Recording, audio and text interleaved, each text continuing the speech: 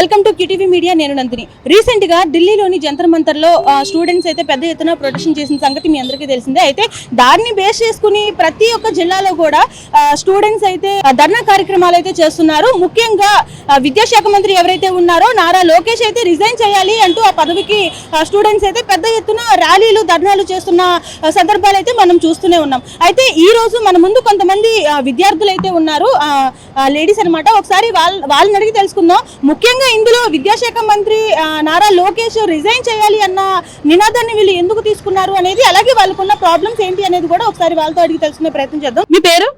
లోకేశ్వరి. లోకేశ్వరి, మీరు ఏం చదువుతున్నారు? ఇప్పుడు రేడియాలజీ ఫస్ట్ ఇయర్. ఓకే. విద్యాశాఖ మంత్రి నారా లోకేష్ రిజైన్ చేయాలి అంటూ కూడా మీరంతా నినాదం చేస్తున్నారు. దేని గురించి అంటారు? మీకున్న సమస్యలు ఏంటి? ఫీజు రిమైండర్స్ బకాయిలు సగం వరకు రిలీజ్ చేసి సగం రిలీజ్ చేయలేదండి. దాని గురించి అని మేము ఫైట్ చేస్తున్నాం. ఓకే, అంటే ఫైట్ చేయడానికి నారా లోకేష్ రిజైన్ చేయడానికి ఏంటి? ఎడ్యుకేషన్ మినిస్టర్ ఆయనే కాబట్టి మాకు ఏ విధంగా కూడా ప్రాపర్ గా ఏ సౌకర్యాలు అందట్లేదండి. హాస్టల్స్ అయినా కాలేజెస్ లో అయినా దేంట్లో అయినా సరే మాకు సక్రమంగా ఎటువంటి సహాయం ఆయన ద్వారా మాకు అందట్లేదు. దాని ద్వారా మేము ఇలా ఫైట్ చేయాల్సి వస్తుంది. అంటే ఎటువంటి సహకారం అంటే ఏ రకంగా? మీకు ఫుడ్ సరిగా ఉండట్లేదా? ఏ హాస్టల్లో కూడా ఇప్పుడు గవర్నమెంట్ హాస్టల్స్ లో ఫుడ్ సరిగ్గా ఉండదు. కొన్ని హాస్టల్స్ అయితే అసలు వాటరే ఉండవు. కొంతమంది స్టూడెంట్స్ ఏమో బయట నుండి వాటర్ తెచ్చుకుంటారు. చాలా మంది పిల్లలు అలాగే సఫర్ అయ్యారు. ఒకసారి కలెక్టర్ గారి దగ్గరికి వెళ్ళి కూడా మేము మాట్లాడాము, ఇలాగా వాటర్ సరిగ్గా లేదండి, ఫుడ్ సరిగ్గా లేదని. అంటే అదే ఉండిద్ది, మార్నింగ్ వండిన పప్పు ఆఫ్టర్నూన్ కల్లా పాడైపోతుంది. ఇంకా స్టూడెంట్స్ అలాగే ఆకలితో ఉండిపోవడం తప్ప ఇంకా నెక్స్ట్ వాళ్ళు చేసేది ఏమి ఉండదు. ఎస్ఆర్ఆర్ ఫస్ట్ ఇయర్ చదువుతున్నాను. మాకుండే అంటే హాస్టల్స్ లో ఉంటాము. హాస్టల్స్ లో ఫుడ్ సరిగ్గా ఉంటే బాగుంటది, వాటర్ సరిగ్గా ఉంటుందా. చాలా మంది పిల్లలు సఫర్ అవుతున్నారు వాటర్ గురించి. బయటికి వెళ్తే అవుతున్నారు. వాళ్ళ ఇంటికాడ వాళ్ళ మమ్మీ వాళ్ళ పేరెంట్స్ అందరినీ వదిలేసి వస్తారు హాస్టల్స్ కి. హాస్టల్లో ఫుడ్ సరిగ్గా ఉండాలి కదా. కొంచెమైనా మరీ ఎప్పటి నుంచి మొత్తుకుంటున్నాం. కలెక్టర్ ఆఫీస్కి వెళ్ళి కూడా మేము చెప్పాము, అయినా సరే వాళ్ళు ఒక రోజు అంతే, మళ్ళీ తర్వాత రోజు నుంచి ఏమీ ఉండలేదు. కెమెరాస్ కూడా ప్రొవైడ్ చేయాలి అని, బీసీ హాస్టల్ దగ్గర కెమెరా కూడా ప్రొవైడ్ చేయాలి అని చెప్పి అడిగారు. అడిగితే అన్నారు కెమెరాస్ పెట్టిస్తాము, మొత్తం అంతా చూసుకుంటాము అని అన్నారు. ఆ రోజునే ఇంకా నెక్స్ట్ డే నుండి ఇంకా కెమెరాలు ప్రొవైడ్ చేయడం కానీ, ఫుడ్ సరిగ్గా చూసుకోవడం కానీ, వాటర్ ప్రాబ్లం కానీ అయ్యేం లేవు. ఇంకా అసలు మీ హాస్టల్లో సీసీ కెమెరానే లేదా? అసలు మా హాస్టల్లో కెమెరానే ఉండదు. అక్కడ ఏమైనా అయినా నేను సిద్ధార్థ మెడికల్ కాలేజ్ అండి, బీసీ హాస్టల్ మాది. ఇంతవరకు ఉండేదని అంటే అక్కడ పరిస్థితులు బాగోక బయటకు వచ్చేసాను. బయటకు వచ్చాను. మా మమ్మీ మా డాడీ అంటే మమ్మీ హౌస్ వైఫ్, డాడీ తాపి మేస్త్రి, మా న్యూజివేడ్. అక్కడ నుండి ఇక్కడ సిద్ధార్థ మెడికల్ కాలేజ్ లో మాకు సీట్ రావడంతో ఇక్కడికి వచ్చాను. మా భీమవరం ఫ్యామిలీ ప్రాబ్లం. డాడీ లేరు, మమ్మీ చేస్తారు అనమాట కాలేజ్. నా పేరు జగదీష్ అండి. నేను విజయవాడ ఏఎస్ఎఫ్ సిటీ సెక్రటరీగా పనిచేస్తూ ఉన్నాను. ఈ రోజు మనం భవనపురంలో ఏదైతే విద్యార్థులతో మనం ర్యాలీ మన ఇండియా స్టాట్యూ దగ్గర నుంచి సితారా మన స్వాతంత్ర వరకు నిర్వహించాము. దీనిలో మా డిమాండ్ ఏఎస్ఎఫ్ తరఫున ఏంటంటే, నేషనల్ టెస్ట్ ఏజెన్సీ అని సెంట్రల్ గవర్నమెంట్ ఆ రోజు ఏదైతే కేంద్రం నుంచి జరపాల్సిన పరీక్షలు అన్ని మెయిన్స్ కానీ అన్ని కూడా ఎన్టీఏ సంస్థను పెట్టింది. ఈ ఎన్టీఏ సంస్థలో మనం చూసినట్లయితే చాలా వరకు లీకేజీలు జరిగినాయి.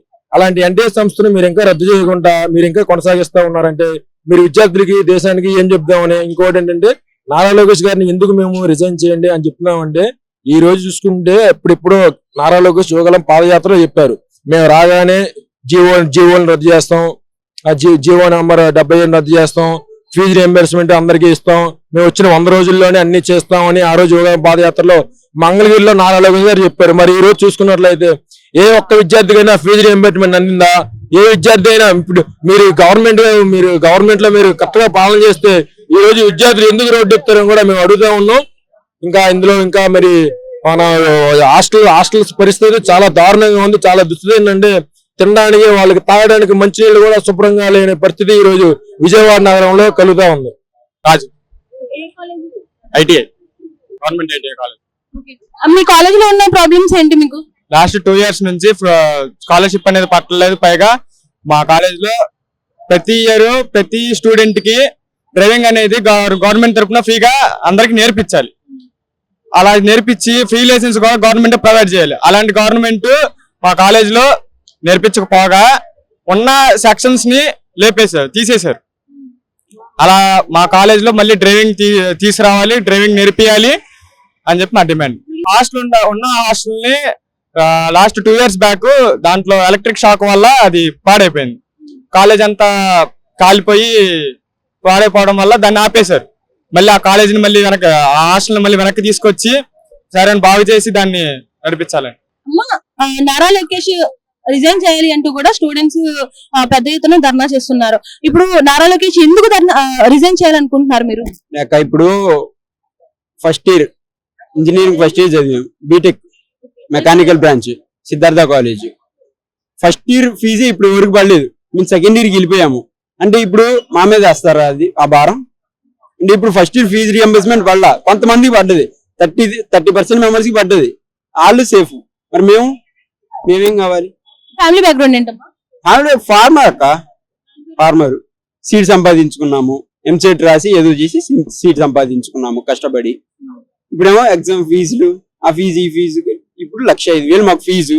ఎక్కడి నుంచి పడాలి, ఎక్కడి నుంచి కట్టాలి మేము? ఇప్పుడు క్లాస్మేటిక్ ఛార్జెస్ పెంచమని కలెక్టర్ ఆఫీస్ దగ్గర పెట్టాము, రిపోర్ట్ ఇచ్చాము. సరే అమ్మ చూస్తామని చెప్పారు, లేదు. ఇప్పుడు మేము స్ట్రగుల్ అదే కదా చేసాం. ఫీజు రియంబర్స్మెంట్ కాకుండా ఇంకా మీకు కాలేజ్ లో గానీ హాస్టల్లో గానీ అంతా బానే ఉందా? ఇంకేమైనా ఇబ్బందులు ఉన్నాయా? ఫీజు రియంబర్స్మెంట్ పక్కన పెడితే హాస్టల్ కి మంత్లీ ఛార్జెస్ అని చెప్పి, క్లాస్మేటిక్ ఛార్జెస్ అని చెప్పి రావట్లేదు. అంటే మా హాస్టల్ కి శాంక్షన్ అయినాయి అని చెప్పారు, డబ్బులు శాంక్షన్ అయినాయి అని చెప్పారు. ఏవి? నమస్తే, మీ పేరు? షణ్ముఖప్రియ. షణ్ముఖప్రియ, మీరు ఏం చదువుతున్నారు? ఇంటర్ సెకండ్ ఇయర్ అయిపోయింది. ఓకే, మీ సమస్య ఏంటమ్మా? మాకు శానిటరీ ప్యాడ్స్ కానీ మాకు వసతులు కానీ ఏం కల్పించట్లేదు. ఇంకా భోజనం కానీ ఫుడ్స్ కానీ అవన్నీ ప్రాపర్ గా చేయట్లేదు. హాస్టల్లో కూడా ఎట్లా పడితే అట్లా ఉంటున్నాయి. వాష్రూమ్స్ కానీ ఏం కానీ బాగోట్లేదు. సార్స్ కూడా మాకు ఎవరికి వారు రెస్పాన్స్ తీసుకోవట్లేదు. ఎన్ని చెప్తున్నా ఏం చేస్తున్నా. ఎడ్యుకేషన్ పరంగా కూడా ఏమన్నా మీకు లోట్లు ఉన్నాయా? ఉన్నాయండి. మాకు అసలు రైట్స్ అనేవి లేవు ఫస్ట్. సో చూసారు కదా, విద్యాశాఖ మంత్రి నారా లోకేష్ రిజైన్ ఎందుకు చేయాలి అని చెప్పి స్టూడెంట్స్ అడిగితే ఒక్కొక్కరు మాక్సిమం ప్రతి ఒక్కరు కూడా మిడిల్ క్లాస్ ఫ్యామిలీస్ నుంచి వచ్చిన వారే, కూలి పనులు చేసుకునే వాళ్ళు, వ్యవసాయం చేసుకునే ఫ్యామిలీస్ నుంచి వచ్చిన స్టూడెంట్సే కనిపిస్తున్నారు. వాళ్ళకి ఏదైతే ఫీజు రియంబర్స్మెంట్ ఉందో అది మస్ట్ అండి. అలాగే హాస్టల్లో వాళ్ళకి సరైన వసతులు కల్పించడం అంటే విద్యాశాఖ మంత్రిగా ఆయన బాధ్యత కాబట్టి ఖచ్చితంగా వారు దీనికి బాధ్యత వహించాలి అంటూ కూడా మాకు చాలా ప్రాబ్లమ్స్ ఉన్నాయి హాస్టల్స్ లో గానీ కాలేజెస్ లో గానీ. కొంతమంది ఫ్యాకల్టీ కూడా సరిగా రావట్లేదు, చదువు కూడా సరిగ్గా చెప్పట్లేదు అంటూ కూడా కొంతమంది విద్యార్థులు అయితే ఆందోళన వ్యక్తం చేస్తున్నారు. అయితే మరికొంతమంది కాలేజ్ లో షార్ట్ సర్క్యూట్ అయ్యి హాస్టల్ మొత్తం తగలబడిన నేపథ్యంలో కూడా అది గవర్నమెంట్ కాలేజ్, సరైన దానికి సంబంధించి సరైన బాధ్యత కూడా తీసుకోలేదు, దాన్ని ఇంకా అలానే వదిలేశారు అంటూ కూడా మరికొంతమంది స్టూడెంట్స్ అయితే ఆవేదన వ్యక్తం చేస్తున్నారు. కలెక్టర్ కి వినతి ఇచ్చుకున్నా గానీ మినిమం పట్టించుకోలేదు, ఇప్పటి వరకు కూడా ఎలాంటి చర్యలు తీసుకోలేదు అంటూ కూడా స్టూడెంట్స్ అయితే చెప్పడం జరిగింది. సో కేవలం ఈ కారణంగానే విద్యాశాఖ మంత్రిగా ఆయనకున్న బాధ్యతలు ఆయన నిర్వహించట్లేదు కాబట్టి ఆయన విద్యాశాఖ మంత్రిగా ఉండడానికి ఎంత మాత్రం కూడా పనికిరాడు అంటూ కూడా స్టూడెంట్స్ అయితే చెప్తున్న నేపథ్యం. వీడియో జర్నలిస్ట్ మణికంఠతో నందిని, విజయవాడ నుండి.